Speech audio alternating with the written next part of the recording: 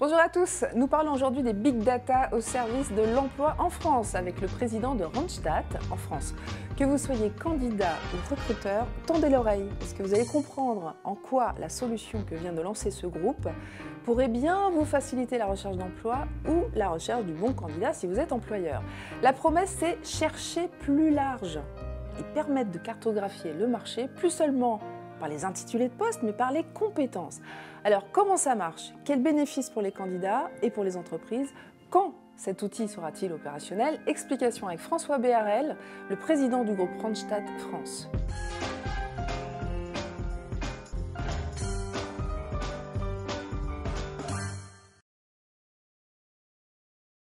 Bonjour François Béharel. Bonjour. Soyez le bienvenu. Merci. Alors, Randstad a placé l'an passé 58 000 intérimaires et recruté 21 000 professionnels en CDD, CDI, je ne me trompe pas, sur vos chiffres.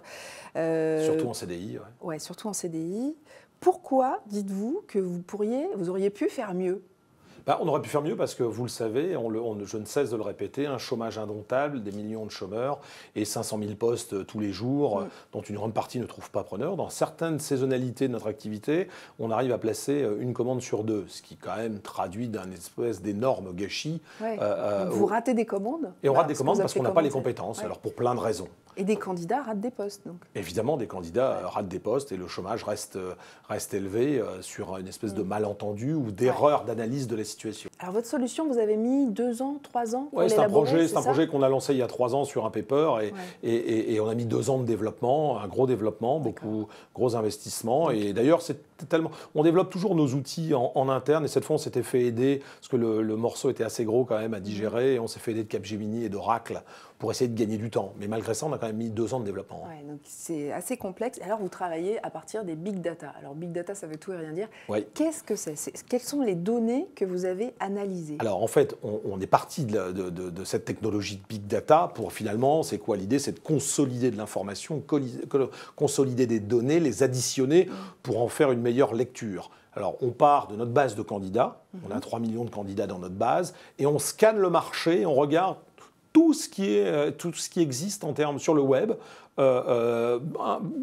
quelle que soit l'origine, quelle que soit la source. Donc, et ensuite, on compile cette information pour mieux la lire. Pour bien comprendre, les CV, ils viennent de chez vous, ils viennent de vos agences, qualifiés, et de vos sites web, de votre site web. Et en revanche, les offres, ils peuvent venir de partout. Exactement. Ce qui fait qu'à la fin, vous êtes capable de cartographier les besoins en France.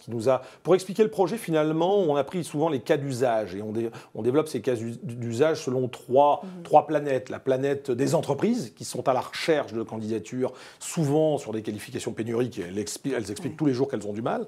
La partie candidat qui ne sait pas vraiment sur quoi s'orienter, qui voit bien qu'il est sur une économie ou un segment en fin de cycle ou qui voudrait se recaser ou se multiplier ses chances de trouver un job si c'est un nouvel entrant sur le marché.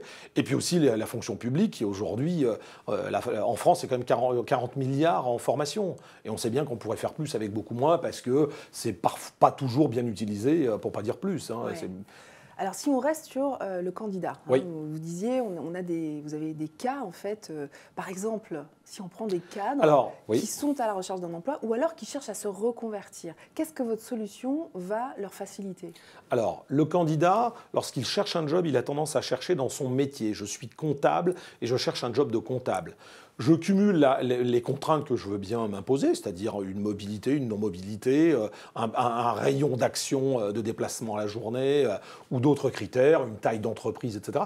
Et au final, il a peu de chances de trouver une candidature. Et s'il n'y a pas d'offre clairement annoncée sur le web, sur le comptable correspondant peu ou prou à ses attentes, il ne trouve pas. Et en général, il cherche et il reste au chômage. Et on sait bien que statistiquement, plus longtemps on reste au chômage, et moins on a de chance, statistiquement, j'entends, de trouver un job, ce qui est dommage. Ce qui fait que là, en travaillant par les compétences, on lui dit, mais attendez, vos compétences de comptable peuvent être utilisées pour autre chose. Et il y a d'autres métiers qui utilisent tout partie de ces compétences. Et par exemple, pour un comptable, par exemple, j'ai un comptable sur tout ce qui est suivi, trésorerie, etc. Donc tous les métiers de la finance où on a besoin de cette qualité de lecture, fiabilité, analyse des chiffres, etc. On a d'autres exemples, chargé d'affaires et un chargé en recherche et développement, un ingénieur d'études ou un responsable de la qualité, où là, c'est des cahiers des charges et des compétences spécifiques qui sont communes. Et aussi pour le candidat, au même titre que pour le client qui est à la recherche, souvent il bloque sur une recherche alors que 75-80% des compétences qu'il recherche se retrouvent chez d'autres candidats. Mais et qu'il aussi, devrait chercher chez ces candidats. Et il n'y a pas pensé. En fait, bien souvent, il n'a pas pensé à chercher ou bien plus de 1000 jobs différents, qualifications dans notre base, 11 000 compétences. Donc ça ne se fait pas instinctivement. Il y a des métiers, on sait qu'il y a une forme de proximité entre deux métiers. Mais il y a des métiers, c'est quand même beaucoup plus complexe. 11 000 qualifications. Donc le but, c'est de se poser avec le client et ou le candidat, puisque là, vous êtes sur la version candidat, et dire, mais finalement, qu'est-ce que vous savez faire dans votre métier? Moi, je suis très bon là-dessus, là-dessus, là-dessus, là-dessus. Et on est capable de faire des arborescences qui disent, bah, tiens, c'est bizarre, mais ces compétences qui sont vos points forts, se retrouvent dans d'autres métiers. Et d'ailleurs, ça correspond à un nombre de demandes aujourd'hui, cartographiées par région, par géographie, autour d'une habitation. Et on est capable de mapper comme ça et de lui faire prendre conscience que peut-être il passe à côté de quelque chose. Mais alors là, pour l'instant, c'est un rêve de candidat. C'est-à-dire, vous donner la possibilité finalement d'aller sur notre fonction, Voilà. Sauf que du côté recruteur, on sait qu'en France, les recruteurs raisonnent raisonnent par silo. Et c'est très compliqué. Donc, est-ce que vous avez une baguette magique qui va faire que les recruteurs vont raisonner différemment, notamment par compétences, comme vous le disiez? Oui, mais les recruteurs, mais vous ne pouvez pas bloquer une chaîne, vous ne pouvez pas bloquer un service, vous ne pouvez pas freiner un développement dans votre entreprise sous prétexte que vous ne trouvez pas les compétences. Donc au début, on veut tous le mouton à 5 pattes, qui a de l'expérience, qui est reconnu pour de bon nombre de qualités, mais à la fin, il faut que vous trouviez les compétences. Et dans les entreprises, c'est souvent par l'angle pénurie.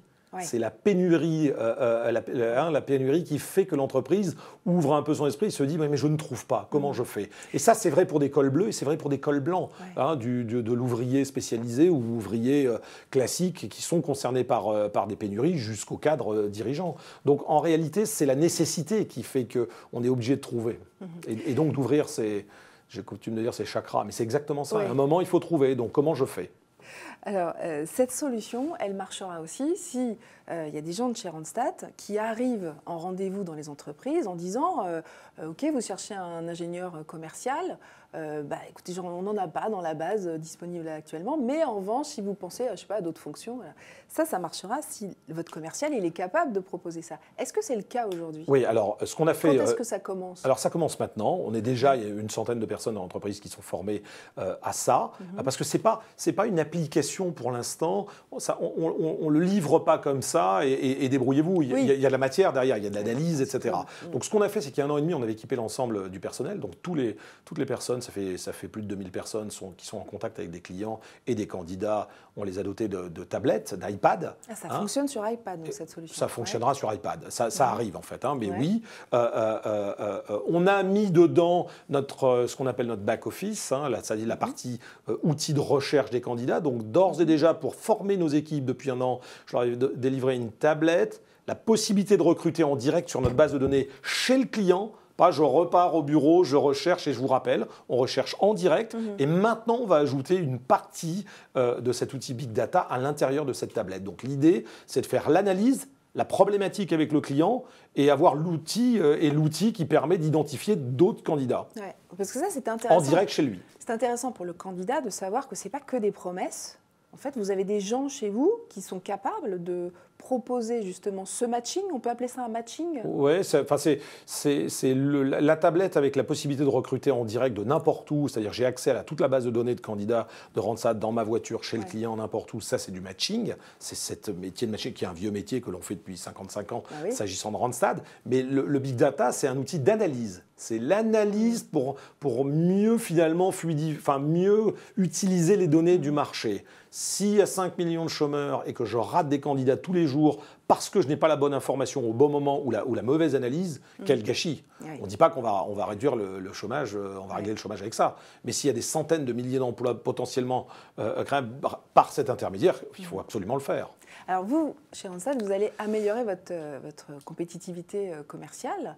Oui. Mais si je m'adresse aux citoyens que vous êtes également, est-ce que vous ne pensez pas que ça devrait exister chez Pôle emploi, dans les outils publics d'aide au retour à l'emploi? Mais bien sûr. Mais c'est pourquoi ils n'ont pas fait alors? Ça, c'est une bonne question qu'il faut leur demander. Mais c'est évidemment une des fonctions. C'est pour ça que je présente cet outil sous l'angle client où nous, évidemment, c'est un avantage concurrentiel, puisqu'à partir du moment où vous ciblez les gens qui recherchent des qualifs pénuriques, puisque vous avez accès à toute la base de jobs sur le marché, et que vous allez leur dire, mais vous ne trouvez pas, ou vous ne trouverez pas pour cette raison, et moi j'ai une solution à vous proposer pour essayer de répondre à ça, c'est un avantage concurrentiel évident. Pour les candidats, faire que les candidats qui ne regardent même pas certaines offres, on arrive à les convaincre par ce mapping du territoire, vous avez tort, vous avez une partie de ces compétences, et en plus, il y a des postes disponibles chez vous, ou pas très loin de chez vous, c'est un avantage concurrentiel, mais j'ai toujours présenté cet outil aussi comme un outil à disposition potentiellement du service public pour mieux analyser, en tant que citoyen, des dizaines de milliards d'euros investis dans la formation